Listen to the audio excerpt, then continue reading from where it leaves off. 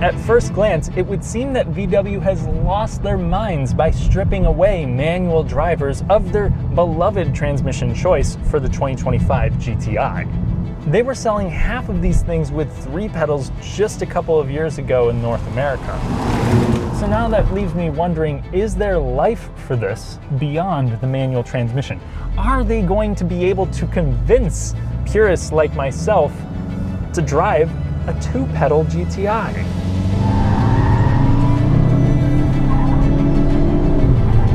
First, you might ask, why did they do this? Well, the manual GTI was facing pressure from proposed European regulations, and unfortunately, this time VW did not play street ball with emissions. The stick-shift GTI has not been doing too well globally, and here in the US, this is a relatively low-volume car to begin with. So the financial proposition to keep this transmission around was not too strong. Briefly, if you enjoy fun, detailed car content, consider subscribing and hitting the notification bell. If the channel hits 100,000 subs before 2026, I'll make another special, financially reckless series. Thank you. For the people that were going to buy the automatic anyway, the 2025 refresh has only made this a better car. The screen is more snappy. It's better laid out. The sliders now light up. We have our steering wheel buttons back. Additionally, I find the gearbox in its regular mode to be more responsive. But again, half of the people who used to buy this car bought it with a manual. So what does this do for that audience? Well, first, it still packs a punch under the hood. It's a 2-liter turbocharged inline-4, and with 273 pound-feet of torque, your low to mid-range passing power is excellent. On paper, this has the power band of Grandpappy's old Cummins, but in practice, this just makes power throughout the entire rev range. And if we're going to be forced to drive an automatic GTI, I can't think of a better gearbox than the 7-speed DSG. Of course, you're just going to have the front wheels to deliver the power to the ground, but we do have an electronic limited slip differential that does a pretty decent job of digging you through corners, though when this is equipped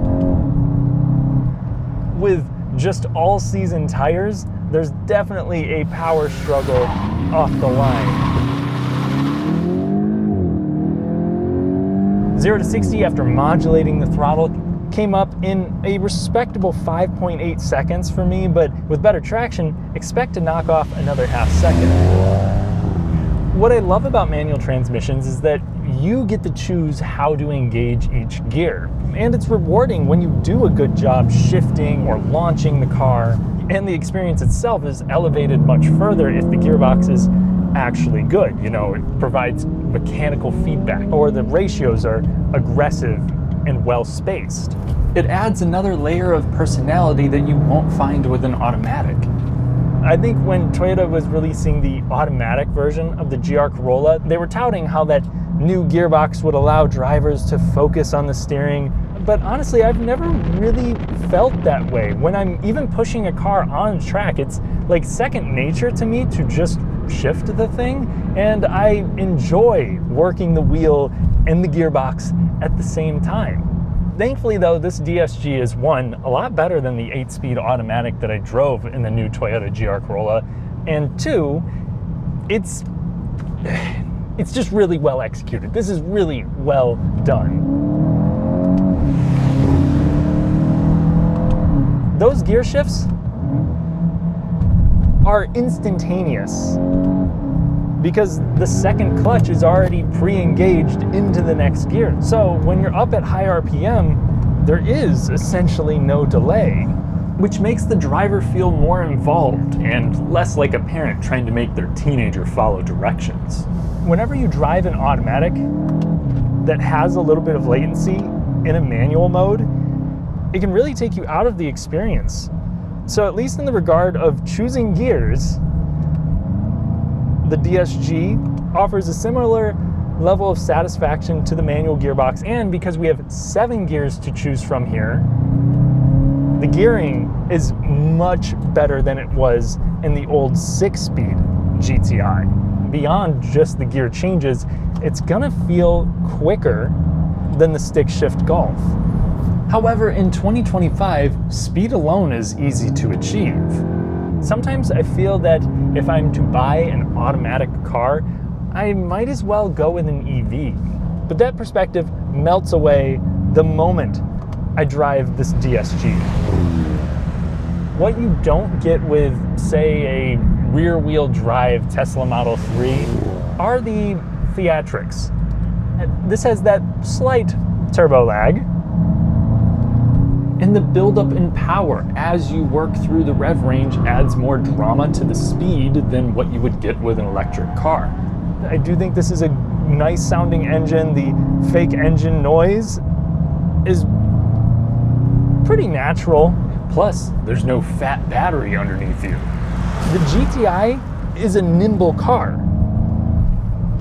That is largely thanks to the weight. This is under 3,200 pounds, and to my knowledge, there are no lightweight, fun EVs that are sold in North America.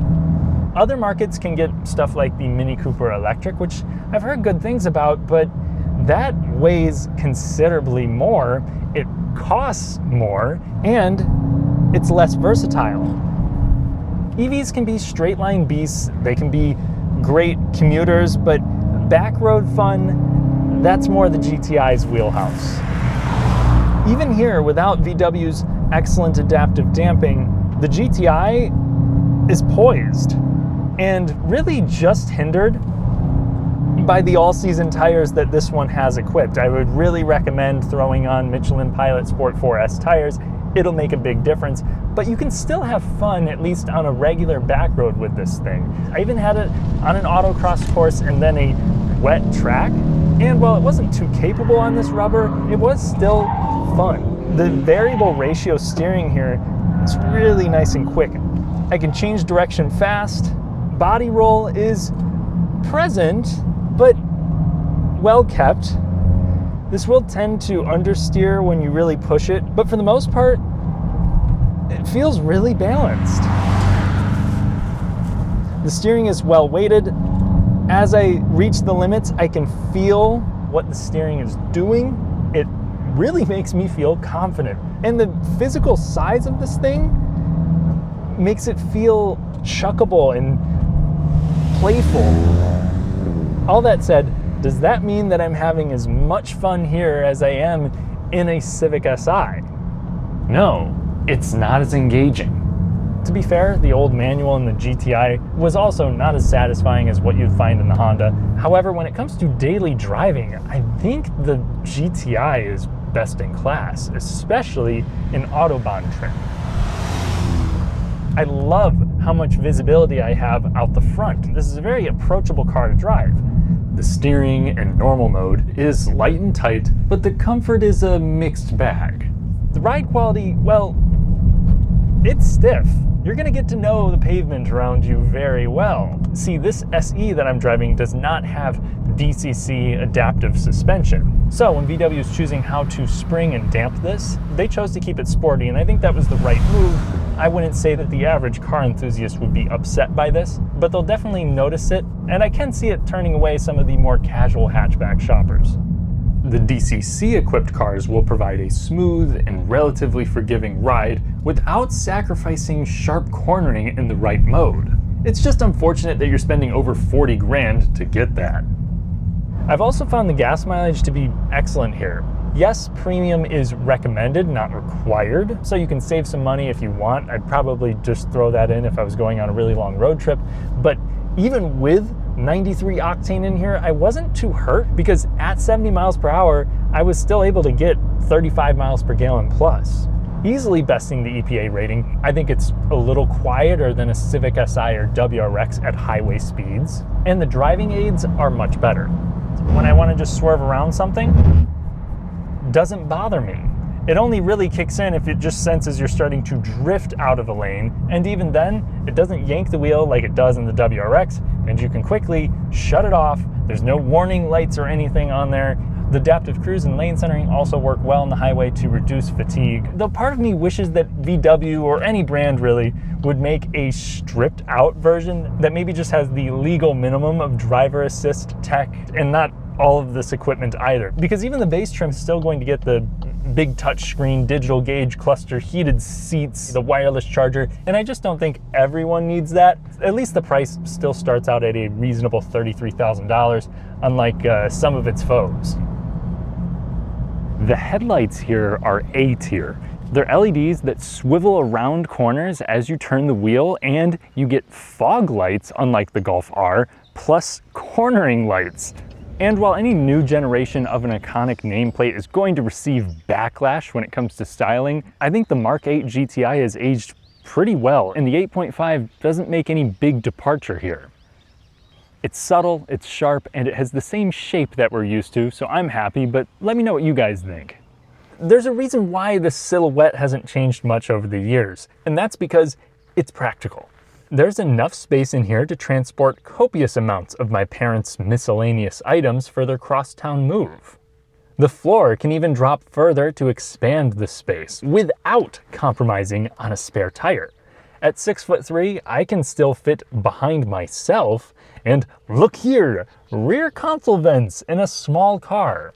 Sure, you're gonna have the cheap materials that you would expect in a compact, but there's good build quality and great attention to detail. The center armrest is adjustable, and the steering wheel can come out far enough to please tall drivers. You also have door pockets that are lined with felt, which keeps your stuff from making a bunch of noise. And not only can you fit your girlfriend's obnoxious water bottle in the door, it also fits in the center, where you will find a deployable cup holder as well. As I said earlier, the infotainment is now more responsive and the controls make more sense. I'd still prefer actual buttons and dials for quick adjustments and just peace of mind down the road, but I don't see the controls or the tech as a drawback anymore, and that is a big step in the right direction. They've even given us a wireless charger that's now ventilated, so only part of your phone will get scorched. Other notes that I have, the seats are well shaped and supportive with manual lumbar adjustment. You don't see that very often. The Harman Kardon sound system isn't quite jaw-dropping, but it is punchy. Much better than the system you'll find in the Jetta GLI. And if you want plaid seats, you can still get them on the base trim. Now let's have a thoughtful, profanity-free discussion on reliability. The GTI has been much better as of late. The 2-liter engine is proven here at this point. This platform is largely based on the Mark 7, so the car has had some time to work out the kinks. Initially, in that 7th generation, we saw turbo problems, and as the generation progressed, this engine was known to develop water pump and thermostat leaks. For some, the sunroof earned a similar reputation, but focusing in on the Mark 8, the most common issues have been a loose radiator bracket, infotainment bugs after rear camera bugs, along with a travel assist error that had to be fixed by a steering wheel replacement. Hopefully stuff like that, along with software bugs, have been worked out for this updated car. Time will tell. So far, owner satisfaction with the Mark 8 has been pretty high, so I'm comfortable recommending this to the car enthusiast that cares about longevity, so long as they keep up with all of the maintenance, not just oil changes. This DSG is going to require servicing, and depending on your driving habits, you might want to look into fuel induction services as well. When I first heard the news that VW would no longer be offering the manual transmission, I thought that marked the end of the GTI. And after driving it, I don't think that it should be. With the improvements and functionality that they've made for the tech, I think this is easily one of the best options for sport compact buyers who maybe don't want to daily drive a manual transmission. The problem here for VW is that this kind of car is the prime demographic for the person that wants to do everything themselves. As amazing as this gearbox can be, I think it's going to be almost impossible to convince the remaining manual transmission buyers to jump ship. You'll probably get a few people who are on the fence, but otherwise, I think the GTI is going to go from being a low volume car to a rarity. This just lost the interest of many car enthusiasts. Plus, commuters who aren't too concerned with performance or driver engagement will likely find the ride to be harsh without DCC, and the price to be steep. The GTI is making a strong argument to the automatic-loving audience, but without a manual, this has an expiration date. It's hard for me to see a highly profit-concerned corporation with emissions to worry about pouring development money into a future American generation of a car that might sell 5,000 units here. I hope that I'm wrong. For the time being, if you want a practical, playful hot hatch, but a stick shift just isn't in the cards for you, the GTI is the king. Thanks for watching, and thank you to my channel members for helping me improve my videos. Consider joining for additional content. I'll catch you in the next one.